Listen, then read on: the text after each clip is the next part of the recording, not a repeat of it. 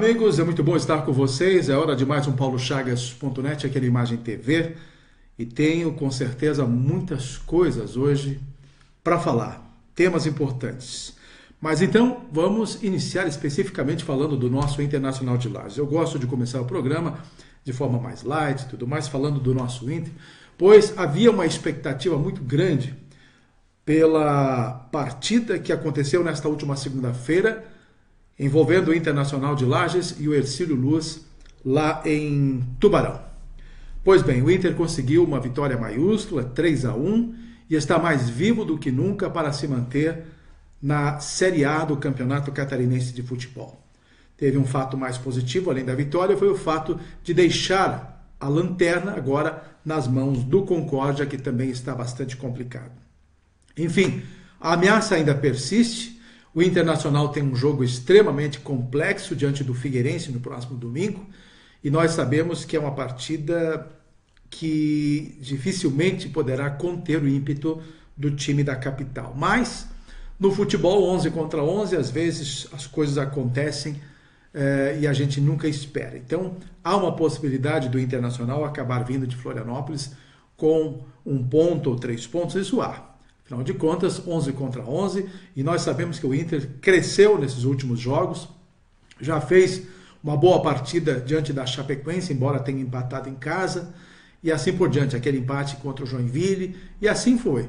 O Inter tem estas oportunidades agora de conseguir mais alguns pontos, e claro, mesmo diante de adversários fortes e tudo mais, esse crescimento nessas últimas rodadas está realmente nos dando um crédito bastante importante, bastante grande, pela conquista desta vaga na Série A do Campeonato Catarinense de 2019. Então, está aí a situação do Internacional. Parabenizo, então, essa gurizada que está mostrando futebol. Aliás, depois da mudança da comissão técnica, realmente o time se acertou em campo e mostrou outra cara. E eu quero rapidamente também parabenizar o trabalho das nossas leoas, estas meninas que nos orgulham com o nosso futebol de salão feminino. E neste último dia 12, segunda-feira, à noite, lá no ginásio Jones Minosso, houve então uma partida amistosa da seleção brasileira contra a do Paraguai. E lá estavam 3 das nossas meninas convocadas para a seleção brasileira, venceram por 8-0 em grande estilo. Então, o time das nossas leoas aqui de Lages conta com meninas valorosas e com certeza nas competições estaduais, nacionais e internacionais que elas têm pela frente, vão se sair muito bem neste ano de 2018. Tá bom. Festa do Pinhão. Nesta quarta-feira, já no início da tarde, agora uma ação lá no calçadão da Praça João Costa vai ocorrer com uma promoção, a primeira promoção na venda dos ingressos da Festa Nacional do Pinhão. Esta promoção vai envolver inclusive os lagianos com preços diferenciados e tudo mais. E também esta semana nós tivemos aí a divulgação de toda a programação desde o primeiro dia da festa até o último dia. Então as coisas estão bombando em torno da Festa Nacional do Pinhão. A cidade de Lages já está vivendo este clima que antecede, embora seja lá no final de maio ainda a realização da Festa Nacional do Pinhão, e no final de maio, início de junho, mas mesmo assim, desde já, esta movimentação está acontecendo e a cidade de Lages, a Serra Catarinense, já respira a Festa Nacional do Pinhão. Neste mês agora teremos a escolha da rainha da Festa Nacional do Pinhão e também das princesas. Vai ser lá no Serrano, se eu não me engano, no dia 23 ou 24, né, Rodrigo? Por aí. É na próxima quarta-feira, se não me engano, a escolha da rainha e das princesas da Festa Nacional do Pinhão. 17 candidatas vão concorrer ao título. Boa sorte às nossas lindas meninas que vão concorrer então a esse título de rainha. Pessoal, há uma questão extremamente complexa. Até por isso mesmo tem a redundância do Complexo Araucária. Vejam bem, até no ano passado, o prefeito Antônio Seron dizia que a obra estaria pronta até o final do ano. Não conseguiu fazer com que a obra se terminasse no ano de 2017. Mas está próxima realmente do fim, com a continuidade das obras neste ano de 2018. Mas o problema não é a questão da continuidade das obras ou outras coisas. Ela está realmente muito perto do fim, quase 100% de realização. Conversando com o secretário da Semasa, o Jurandir Agostini, nesta última terça-feira, a gente percebe a angústia desse cidadão diante das coisas que acontecem. É preciso dizer que as obras do Complexo Araucária, que envolvem também parte do Santa Catarina e outros bairros adjacentes, é uma das mais importantes já realizadas aqui no município de Lages. Você imagine ter todo o bairro saneado, né, com esgoto fluvial, com a saída fluvial e com o esgoto sanitário, todo ele encanado e sendo levado para uma estação de tratamento. Isso é coisa de primeiro mundo. Obviamente, no decorrer desta obra, todo mundo sabe, a população se encheu de ver tanto buraco, tanta lama, tanta situação esquisita diante das máquinas trabalhando. Quer dizer, a população sofre, obviamente sofre. Mas é possível dizer que este tipo de trabalho é preciso entender que mesmo com tanta complicação na execução dele, nós sabemos que é para o bem futuro da nossa família e das nossas vidas de um modo geral para o próprio município. Então a gente entende que estas coisas acontecem. Quero só citar um exemplo, tirando a questão do Araucária. Eu lembro que quando se fez a avenida lá Humberto de Campos, né, quando se planejou, todo mundo aplaudiu. Puxa, vão revitalizar a Humberto de Campos. Mas quando as obras começaram, minha gente, eu mesmo recebi críticas de pessoas extremamente descontentes com o problema, com a poeira, com aquilo tudo, com as máquinas, com as pedras, com os buracos. Então, a sociedade, ela não tem esta paciência exatamente quando acontecem as obras. Está acontecendo agora aqui na Jorge Lacerda, uma quadra ou duas aqui pertinho, muita gente descontente porque parece que nunca termina a obra. Depois de pronta, vamos dizer, puxa, que maravilha. Mas enquanto a obra está acontecendo, está todo mundo indignado. Meu restaurante não vem ninguém, no meu cinema não vem pouca gente e assim por diante. Mas tudo bem, vamos lá. Voltando à questão do Complexo Araucária, a estação de tratamento AET está em fase de teste. Vai começar agora a fase de testes, para ver se ela vai funcionar. Mas tem um problema diagnosticado, porque com as obras do Complexo Araucária foram executadas, então, todas as tubulações para a água fluvial, ou seja, a água da chuva, a água natural que cai, e a água do esgoto sanitário, né, que é propriamente o saneamento básico que é feito. Então, são duas tubulações. Ocorre que a população, embora tenha sido orientada a não fazer a ligação ainda, porque a estação de tratamento não está pronta, muitas famílias ignoraram o pedido da empresa que estava construindo e que está trabalhando, ignoraram o pedido da Semasa, dos técnicos que estão construindo, e fizeram com que as suas ligações fossem colocadas, de qualquer maneira, em funcionamento. Fizeram a ligação das fossas sépticas que foram construídas, em cada casa tem a sua fossa séptica. Pois elas foram ligadas de forma irregular pelos moradores, uns ligaram diretamente na saída da água fluvial, outros ligaram diretamente na saída de esgoto, e isso sem saber que lá na frente essas tubulações elas estavam bloqueadas, elas não estavam ainda liberadas para a saída do esgoto para chegar até a ET, até não podia chegar ainda até a estação de tratamento. Então esse esgoto encheu as tubulações, ele está aflorando sobre a terra, né? Aparece o esgoto na rua, né? A água começa a escorrer no meio da rua, e aí a comunidade começa a reclamar, olha o esgoto, a obra mal feita, e isso tudo. O pessoal do rádio também já aproveita o embalo, já dá um cacete na prefeitura, sem saber exatamente o que está acontecendo, atendendo a reclamação das pessoas que ligam para lá e simplesmente denunciam. Parece que é só isso que é feito. Então eu quero dizer para vocês que se a prefeitura tem responsabilidade, eu não estou aqui só para defender a prefeitura, eu estou falando um exemplo de situação, de obrigação, além da prefeitura, que tem toda a obrigação de nos oferecer a infraestrutura, melhor qualidade de vida, entre outras obras que são fundamentais num processo de vida de uma comunidade. Mas a comunidade também tem a sua parcela de responsabilidade e ela não cumpre. Agora, vai a prefeitura ligar para a rádio dizer que a comunidade ligou o esgoto irregularmente? Vê se tem audiência. Não tem. Não interessa saber o lado do poder público que está executando, não interessa saber o lado da empresa que está executando a obra. Então agora, com a estação de tratamento em funcionamento, ela ainda está em fase de testes, e quando entrar em funcionamento, o município, através da empresa, vai ter que fazer um retrabalho.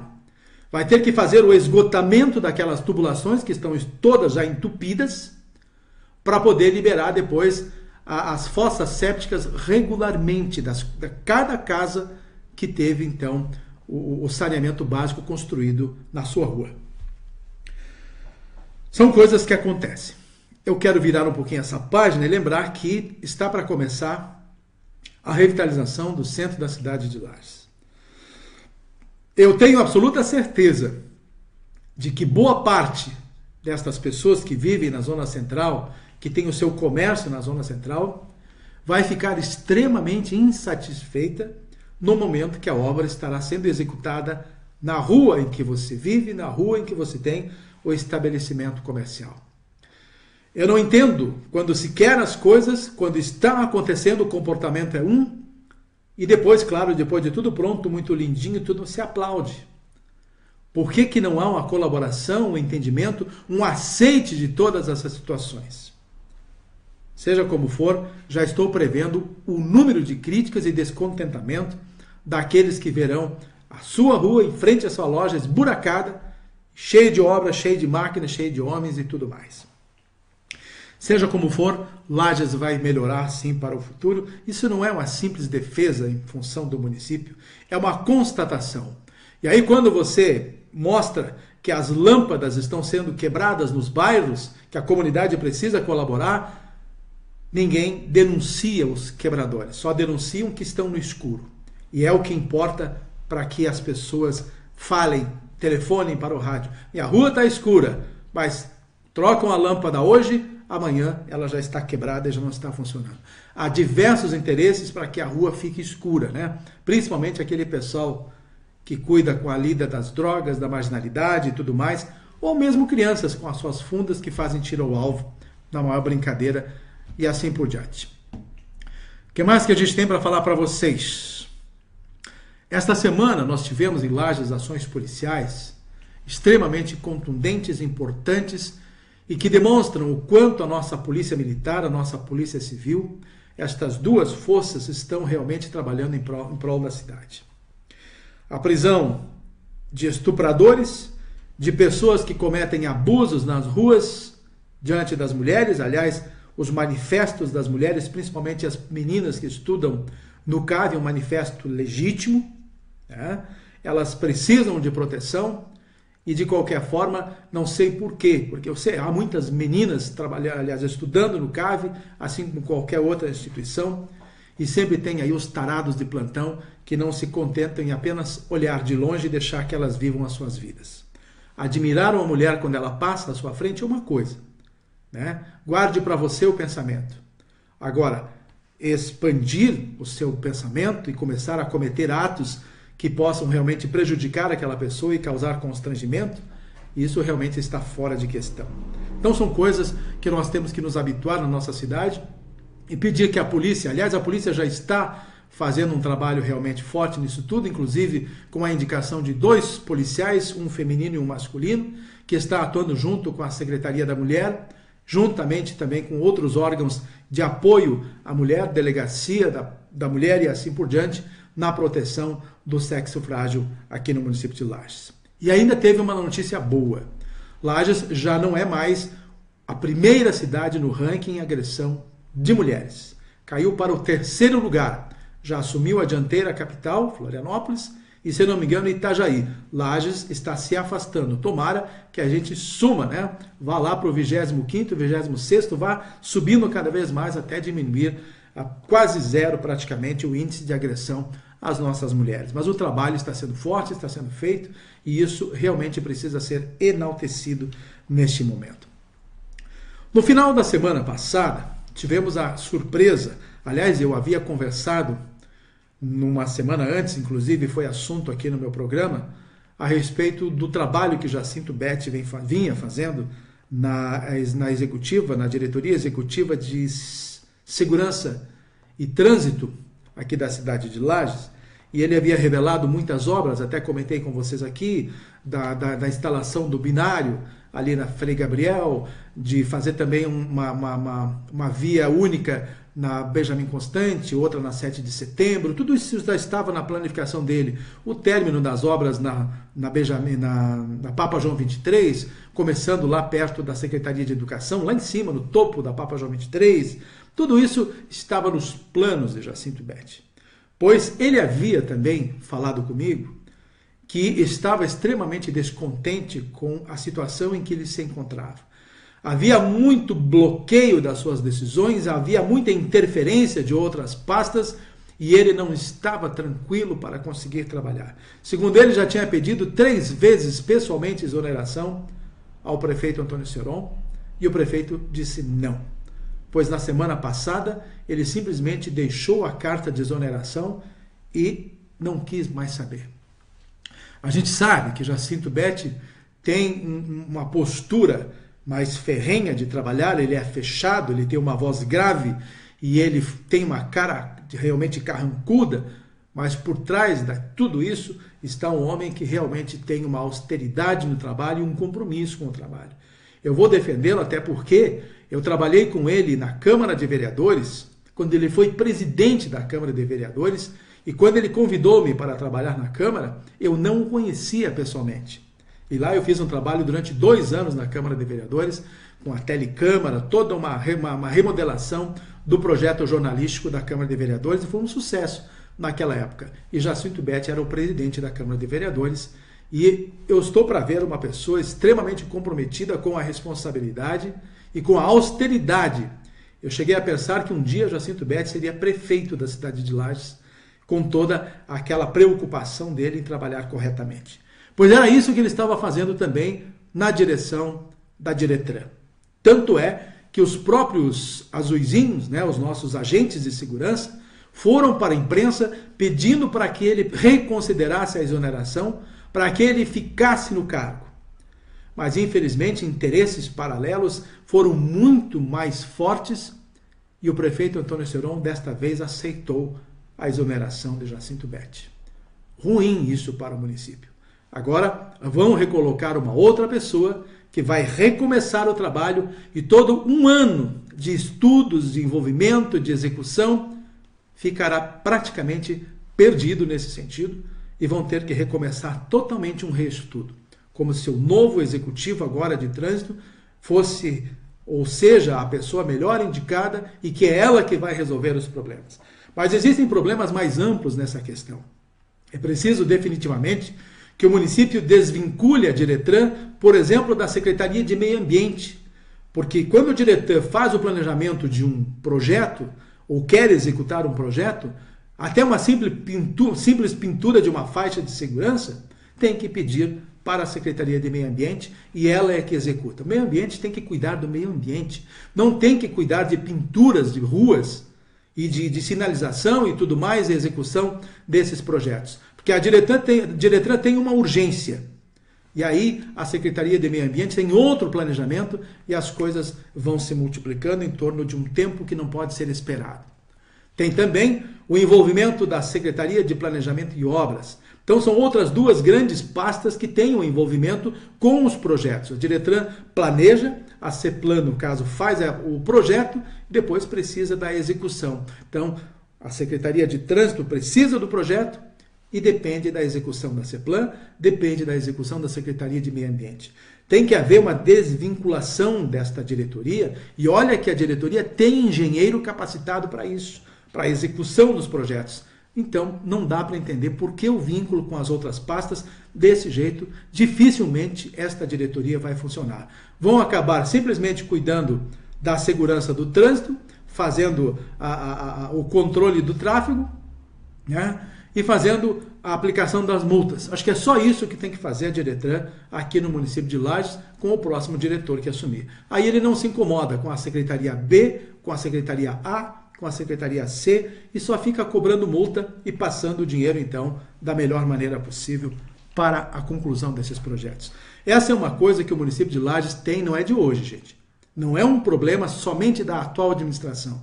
Vem de anos e anos, faz parte do planejamento orgânico do município, né? Está lá que a Secretaria de Meio Ambiente é quem pinta a sinalização. E a Secretaria a diretoria é quem pede e que executa o projeto, mas a finalização da obra é com outra pasta. Isso é de tempo. Raimundo Colombo, Décio Ribeiro, não sei mais quem, Renatinho, Eliseu, e agora esse problema ainda está nas mãos do prefeito Antônio Seron, que precisaria dar uma continuidade nesse processo de modificação. Houve promessa de que haveria essa desvinculação.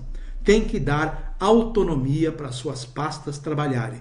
Quando uma pasta tem alguém que quer trabalhar, alguma coisa está acontecendo também na Secretaria de Habitação. Está aqui o pessoal do Bom Dia Lages falando todo dia que as coisas precisam ser modificadas. Será que eles estão errados? Que o processo dentro da Secretaria de Assistência Social e Habitação está extremamente correto, está dentro do que se esperava? Não sei. Então, onde há fumaça, há fogo, como diz o velho ditado. Quando há crítica demais, é preciso que haja, então, uma observação nesse sentido. Seguinte, pessoal. Nós temos acompanhado o prefeito Antônio Seron prestando contas. Semana passada foi nas rádios, esta semana foi na CIL, falar para os empresários, foi também a um grupo de maçons aqui na cidade de Lages, prestando conta do que ele vem fazendo. Afinal de contas, ainda eu acho um tanto cedo, embora a gente perceba algumas deficiências, um tanto cedo para simplesmente ficar detonando a administração municipal. 1 ano, 2 meses e 15 dias, 14 dias, ainda é muito pouco, embora já tenha sim apresentado alguns resultados, assim como tem muitas coisas para serem feitas, a gente sabe disso. Eu acredito que uma avaliação em torno da administração municipal deva ser feita lá pelo final do 3º ano ou na chegada do 3º ano, né, que dá para fazer uma avaliação bem profunda, porque em 2 anos é preciso sim que a máquina esteja totalmente ajustada, e a gente é preciso entender que houve um desentrave de inúmeros projetos que estavam parados aqui na cidade de Lages. A conclusão da Duque de Caxias, a continuidade da Ponte Grande, a continuidade do Complexo Araucária, a retomada da revitalização do centro, a retomada do mercado público e, claro, o asfaltamento de inúmeras outras ruas, em torno de 30 ruas já na cidade de Lages, asfaltadas ou pavimentadas. Então, são coisas que estão acontecendo. É claro que quanto mais se faz, ainda tem muito a fazer aqui na nossa cidade de Lages. Frentes de trabalhos, principalmente nos finais de semana, sexta, sábado, domingo, estão sendo hoje executadas nos bairros, para dar um atendimento melhor possível. Não se trabalha mais de segunda a sexta nesse campo de infraestrutura, nesse campo de obras da prefeitura. Então a gente está falando não apenas para defender um pouco a administração municipal, mas exatamente para que as pessoas entendam que há muito a ser feito na cidade de Lages, é uma cidade bastante grande, os problemas se afloram a cada instante em todas as comunidades, mas a estrutura da prefeitura, se formos pensar, ela é super pequenininha para atender uma demanda exorbitante de nossa cidade. É claro que isso tudo o poder público tem a obrigação, independente de tamanho ou não, de executar, é óbvio. Mas enfim, eu pretendo fazer uma avaliação mais crítica no final, quem sabe, deste ano de 2018, ou lá pelo ano de 2019, que eu quero realmente fazer uma avaliação bem clara dos trabalhos e do comportamento administrativo municipal. Voltando ainda a essa questão política, nesta terça-feira aconteceu uma reunião entre Gelson Merizio e Raimundo Colombo, o governador licenciado Raimundo Colombo. Tudo isso parece-me que foi uma reunião lá no Palácio da Agronômica. Raimundo ainda não se mudou basicamente de lá, está em processo de mudança para entregar a casa ao vice hoje, o interino Eduardo Pinho Moreira, e lá ele teve uma conversa com o Merizio em que os dois fizeram uma reunião de entendimento. O PSD, minha gente, para quem não percebeu ainda, ele está sendo hoje dividido. Gelson Merizio com uma ala, Raimundo Colombo com outra, quer dizer, não estava havendo um entendimento dentro do partido diante das situações políticas de hoje, em que Merizio busca uma candidatura, oficializar a sua candidatura ao governo do Estado, enquanto que uma outra ala quer a parceria com o MDB, ou quer que um outro candidato seja o cabeça de chapa, tipo o Esperidião Amin, e o PSD entre como vice. Não se sabe como vai ficar toda esta conjunção política até agosto deste ano de 2018. Mas, de qualquer maneira, houve uma aproximação desses dois líderes, e o grande resultado desta reunião foi, então, o entendimento de que eles precisam unificar o PSD neste momento. Ele estava totalmente desarticulado nessa situação, com algumas alas trabalhando por conta. Então, Raimundo Colombo e Gelson Merizio chegaram ao entendimento, vão trabalhar, sim, por uma candidatura ao governo do Estado e vão trabalhar pela candidatura ao Senado de Raimundo Colombo de forma unificada. Até porque o partido perdeu já 2 deputados federais. Ainda um já oficializou. Foi para o Democratas, o João Paulo Kleinbing foi para o Democratas. Dizem que foi para somar, depois para agregar mais um partido junto a esta grande frente buscando as eleições em 2018, agora em outubro. Ou ainda tem o caso de João Rodrigues, que não pediu a sua saída, a sua desfiliação do PSD, mas tudo indica que João Rodrigues, com a sua situação de presidiário, hoje condenado em segunda instância, está em regime semiaberto em Brasília, que deverá inclusive recomeçar os seus trabalhos no Congresso e pernoitar de noite na prisão e assim por diante, e que João Rodrigues estaria encerrando a sua carreira política, mas saindo do PSD. Então, perde 2 deputados importantes o PSD nesta hora. Então, enfraquece esse partido e alguma coisa, claro, precisava ser feita para que desse aos pedecistas uma nova motivação nesse período agora que se aproxima das eleições. Estamos quase no fim do nosso programa. Então, essa questão do João Rodrigues coloca, inclusive, uma possibilidade da esposa dele, a Fabiana, ser candidata a deputada federal. Tem muita gente, inclusive aqui da Serra Catarinense, se assanhando em aproveitar esta brecha deixada por João Rodrigues para ganhar uns votinhos no oeste do estado e, quem sabe, ser candidato a deputado federal, entre outras coisas. Vamos com calma, minha gente. O oeste do estado é responsável por João Rodrigues. O oeste do estado é quem vai ditar estas regras, dizendo quem será o indicado a deputado federal para ocupar. Será o plano B para ocupar o espaço deixado por João Rodrigues. E provavelmente será, sim, a esposa dele, com todas as condições de ser eleita deputada federal. Então está aí uma novidade interessante neste campo político, e a Serra Catarinense que cuide dos seus. Há uma possibilidade de Carmen Zanotto, então, deixar o PPS e vir agregar o PSD, somando as forças ou reaglutinando as forças do PSD em Santa Catarina. Mas isso ainda apenas são especulações e não temos essa objetividade oficial de que Carmen Zanotto realmente deixará o PPS nesta janela que está aberta para a mudança de partido. Mas muitos a gente vai entender o que vai acontecer. Eu só quero encerrar fazendo uma colocação sobre o vereador Ivanildo Pereira do PR, né? Do PR que está trabalhando na CPI da infelicidade. Inclusive a CPI da infelicidade apresenta o relatório à imprensa hoje às 14 horas, nesta quarta-feira, às 14 horas. Pois Ivanildo não tem um pensamento próprio, não tem uma definição própria, não tem iniciativa própria para definir qual vai ser o seu voto na CPI da infelicidade. Uma coisa tão paroquial, tão simples, tão local. O homem foi pedir a bênção lá para o presidente do PR, o deputado Jorginho Melo, em Florianópolis, e dizer: doutor Jorginho, o que eu faço, o que eu voto? Eu fico com a CPI desse jeito ou deixo a CPI assim? Pelo amor de Deus, gente. Se um vereador não tem capacidade de uma decisão, de uma questão tão simples dentro do próprio município, não toma decisão própria, o que este vivente está fazendo dentro de uma Câmara de Vereadores? Infelizmente, é preciso dizer algo assim para ver se essas pessoas acordam e começam a tomar iniciativas próprias e tomar decisões mais objetivas próprias, para mostrar, inclusive, que tem caráter e que tem personalidade própria. Mais uma vez. Tá bom, minha gente?